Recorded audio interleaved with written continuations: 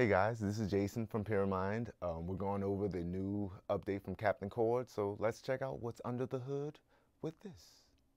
Okay, so first, the very first new thing that we have is the ability to edit MIDI right in the Captain Chords MIDI editor.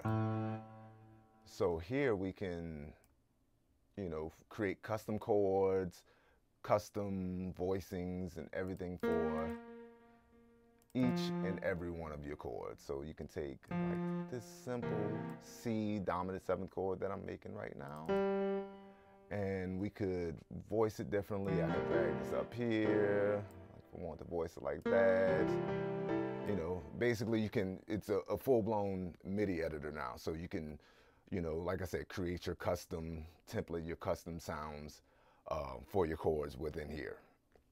So the next new feature is the ability to host VST plugins within Captain Chords. So we could use Serum, Silent, Contact, Spire, Arcade, Omnisphere, for those who love Omnisphere. I know I do. I love Omnisphere. It's my favorite VST. So let's pull one up. Let's see. And just pull up a quick little.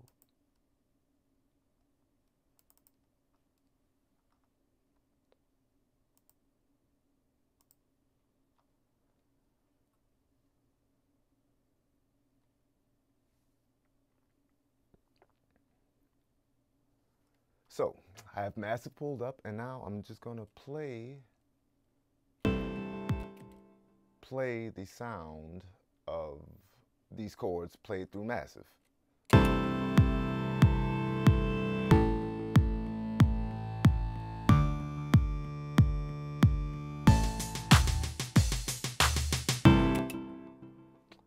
So this is how we can use Captain Chords to apply everything we've done inside the plugin to a VST of your choosing without having to duplicate tracks or create new tracks and create a MIDI track with the instrument or the VST that you want to use on it. The next thing I want to talk about is the progression section of Captain Chords, where it enables us to make easy progression so we can, write our songs easier, just come up with quick ideas, and not really have to know a whole bunch of music theory, all right? So let's take one of these progressions.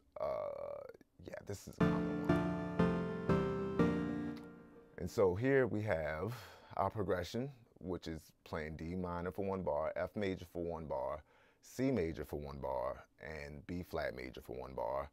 And from there, we can edit the timing of the chords, or what's normally referred to as harmonic rhythm here, meaning how many chords are played per measure or per bar, right? So here, our timing is 1 measure, so the chords will play 1 measure per chord, right?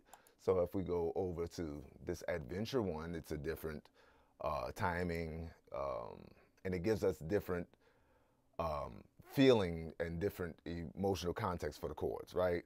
So let's look at it at 1 measure first. 1 measure.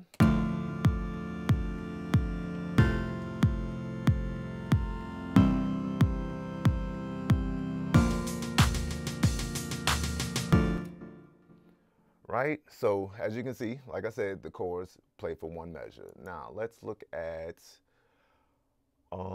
let's do this chakra. I love it. And so now we see the timing has definitely spread out. So what timing is for is, like I said before, the spacing of the chords between each other, right? So here we go. Once again.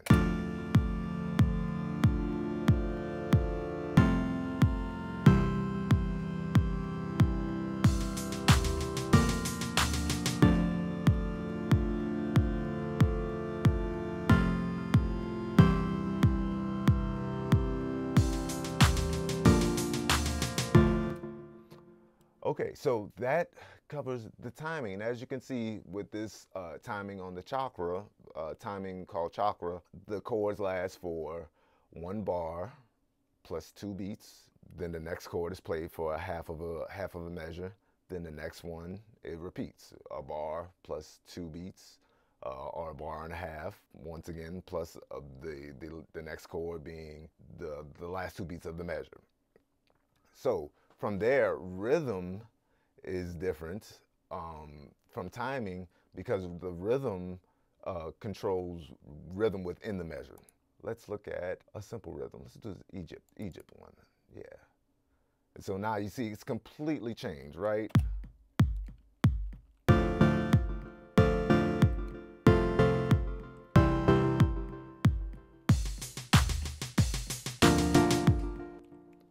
Right? So the rhythm changes the rhythm within the measure. Timing changes the harmonic rhythm, changes where the chords fall over the measure, over the beats and everything like that. So as you can see, you know, once you really get into it, there's a lot of different options for different rhythms, different timings, different things, right?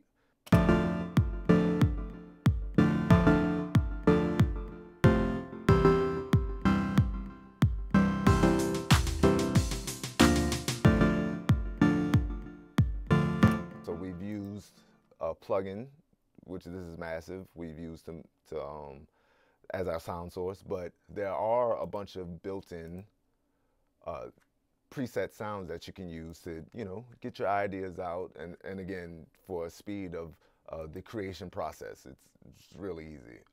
So let's go with this brute piano. Love it. Let's hear that.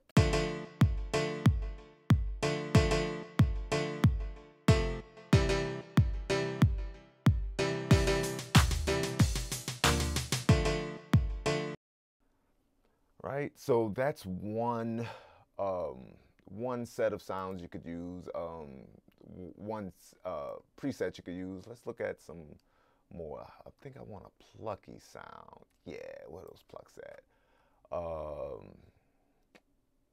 Yeah, let's do the coin pluck. Yeah, that's cool. So here we go.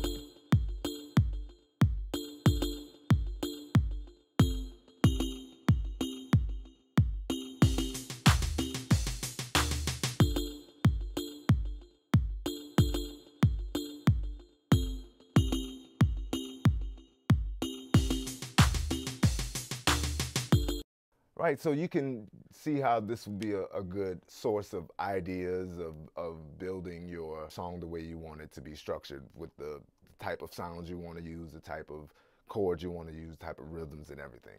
So the next thing I want to talk about is this row of chords up here, right? This corresponds with the scale and key we picked. So all of these chords are going to fit within the scale of D minor, right?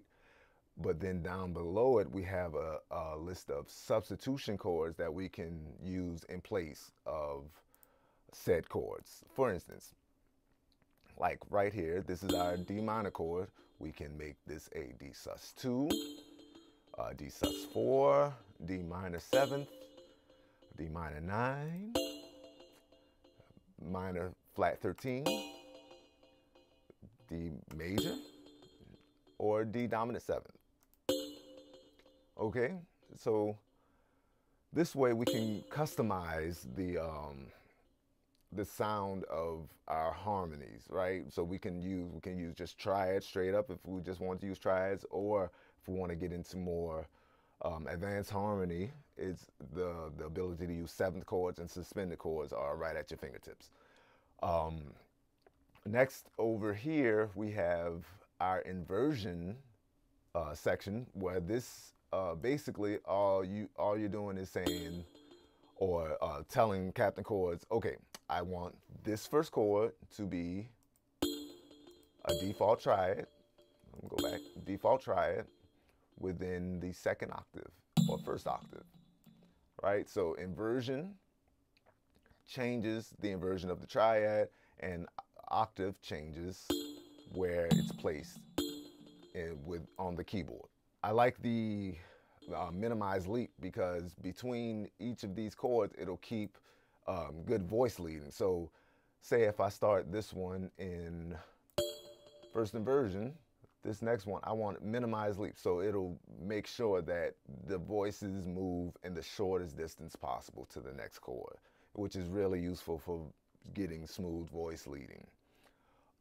The complexity knob adds voices. So say, you know, we're on a 4. This is just a basic triad, right? As I begin to move the complexity, it adds or removes. So if I go down, it'll start taking away voices, right? All the way down to 1, just one voice. And if I add, it will add voices of the chord to make it fuller, make it a larger chord, as you can see. And so I would do this with all of the chords. Bump that up a little bit, get the root in there.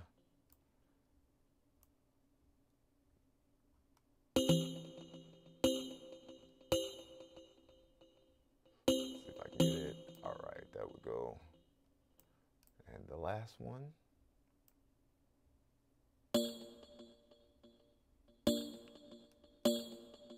So let's take a peep how that sounds.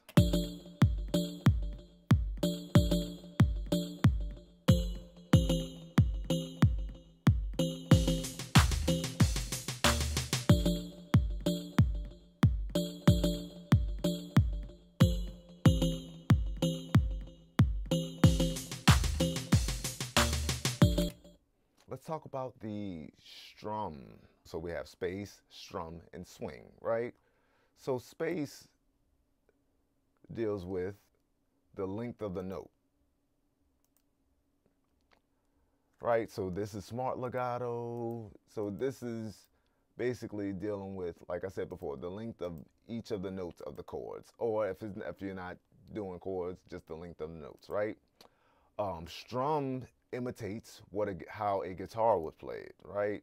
So if we can see if we watch, we can see the MIDI moving so that it creates more of a strum pattern like a guitar player would do, as opposed to just playing the chords like as a piano player. And let's take a look at how this sounds.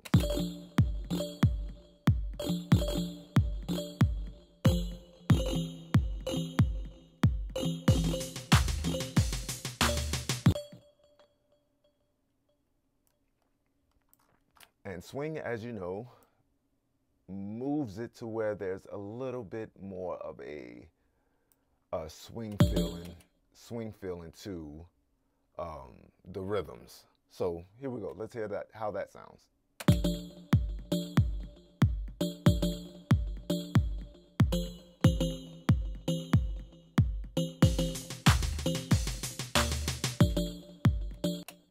Okay, so finally, I want to talk about how we can use a computer keyboard to play some of these chords. This is has been updated in Captain Chords to be able to do, as you see, borrowed chords, first inversion, root position, second inversion, and also the ability to record those chords into Captain Chords and then drag it to wherever you want it, whatever sound you want, or whatever MIDI track you have set up. So let's look at that. So I have it set up, so I'm in D minor, and this first row of root position chords right here will be, like I said, root position chords. So that would be D minor, E diminished, F major, G minor, A minor, B flat major, and C major, right? So all these chords are in root position.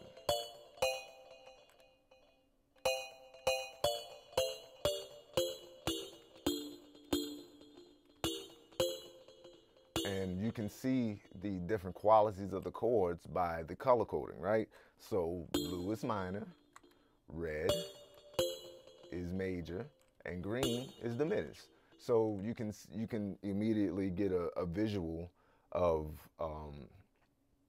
what chords, where your major and minor chords, and where those weird diminished chords that, you know, fall in the key and everything. And the top row, so let's look at this first inversion row, and simply it's automatically doing the inverting for you. So if I went from, say, Z to A, Z, A, Q, it's just 3 different inversions of a D minor chord. So the root position would be A, which this is our row of root position chords, and below, second inversion, and top above, first inversion. Then we move on to this borrowed chord, which, as you can see by the color coding, there's some different types of chord qualities, right? So whereas if we hit A, this will be D minor. If I hit 1, we get D major. If I hit S to get E diminished, I hit 2 to get E major. And the same thing, right? So if I have a major chord, the corresponding borrowed chord will be a minor chord. G minor, G major. Okay, and finally, if I wanted to record a progression, I would simply hit the space bar and start tapping out chords. So let's do that.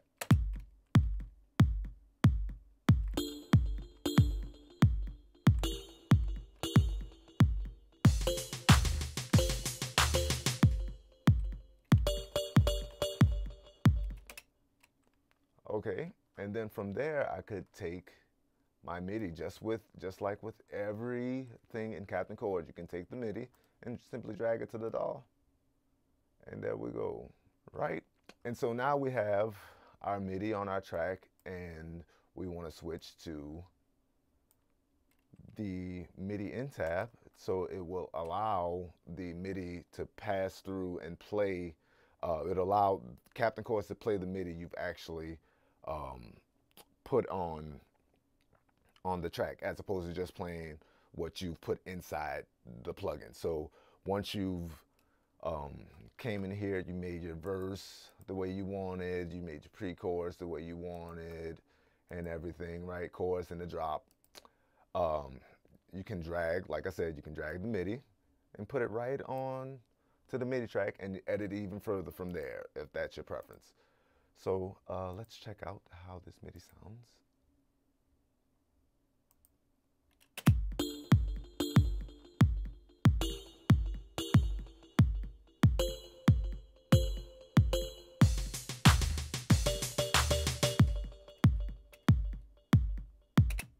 Okay guys, thanks for watching. I hope you enjoyed it. I really appreciate it. Please, if you are interested in booking a mentor, check out Pyramind.com.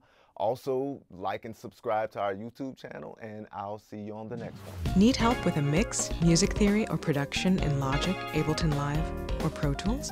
Book a mentor session with one of our knowledgeable industry professionals today at Pyramind.com.